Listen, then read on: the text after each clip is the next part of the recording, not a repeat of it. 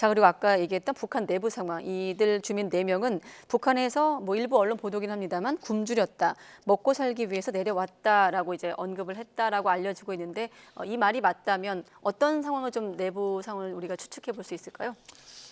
뭐 보통 사람들이 북한 김정은 정권에 대해서 여러 가지 비난을 많이 하지만 가장 대표적인 것이 핵무기 또는 뭐 ICBM을 비롯한 여러 가지 미사일 개발에 어마어마한 돈을 투자하지 않습니까?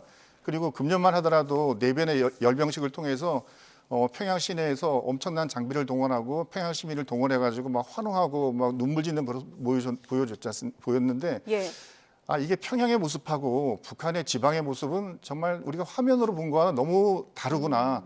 화면 속에 있는 저 북한 주민들은 막 꽃을 들고 막 김정은을 향해서 연호하고 있지만 지방에 있는 수많은 북한 주민들은 고통스러워하고 밥 한 끼를 먹지 못해서 삶을 정말 포기해야 되고 어쩌면 목숨을 걸고 탈북하는 저런 상황이 있구나.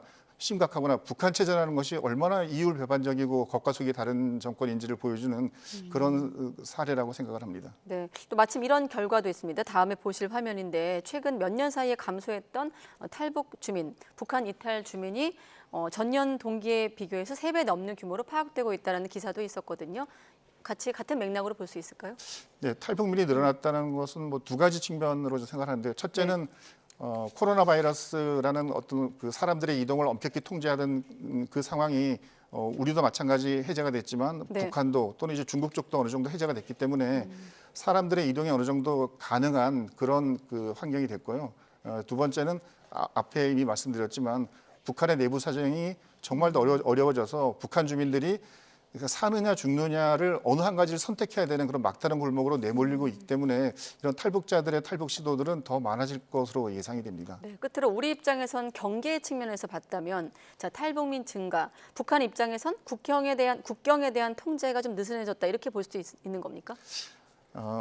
뭐 국경의 통제를 의도적으로 뭐 느슨하게 하지는 않을 것 같고요.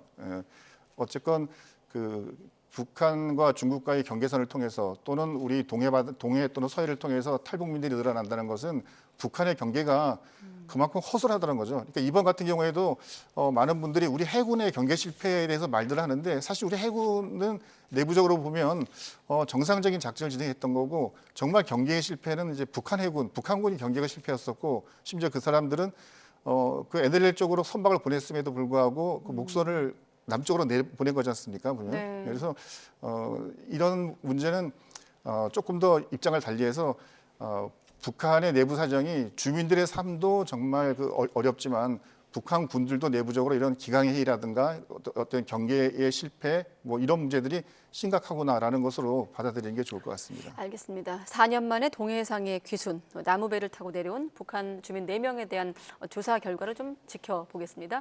엄효식 전 합참 공보실장이었습니다. 고맙습니다. 감사합니다.